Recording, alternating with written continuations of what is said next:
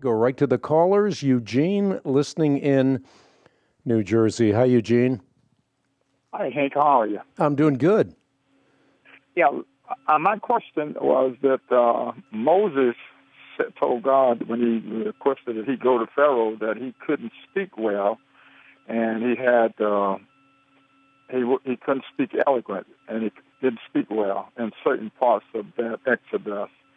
Well, now my question is, did he actually had a speech impairment, or was that just an excuse? Well, the Lord was angry with him. So I do think in some sense it was an excuse. It was a failure to recognize that God could work through him and his unwillingness to allow God to do that very thing. And therefore, the wrath of God burned against him, and the solution was that a spokesperson was given to Moses, that spokesperson being Aaron. But what is interesting, and I don't have the text in front of me, but if you read the text, you'll find that God opened both the mouth of Moses as well as the mouth of Aaron. So God gave them both the ability to speak in a very powerful way, even beyond their own ken, their own ability to articulate.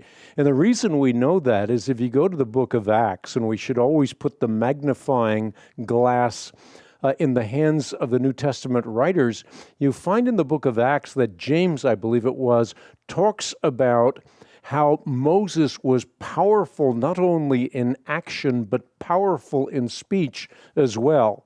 So whatever ability that Moses thought he did not have was something that he most certainly did have and was accentuated by the power of God once he gave himself over to the will and purposes of God. Okay. All right. So now, what are you saying? He didn't have a speech impairment. That was just an excuse. Well, I think he may certainly have believed that he did not have the ability to be the leader of a people that would transform the face of humanity. I mean, obviously, the Israelites were the people of God, true Israel, through whom ultimately would come a Messiah. And he thought that that task was far too big for him. And so his opinion, I mean, I've worked with people like that. That don't think that they have particular abilities, that actually have the abilities that they don't think that they have.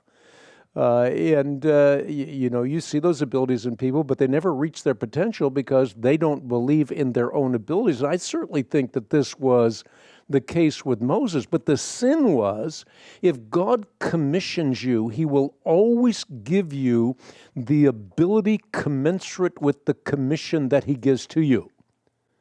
And I can tell you that from personal experience, having done the Bible Answer Man broadcast for 30 years, when I started out, I certainly did not think that I had the ability to even do radio, much less to write books. And yet there were other people that God brought into my life that told me that this was indeed my calling, and if I would step into the arena, God would give me all of the abilities that were necessary. And so I saw, through God using those people and circumstances, that what I thought about myself was really, in essence, a lack of faith in God's call and commission in my life.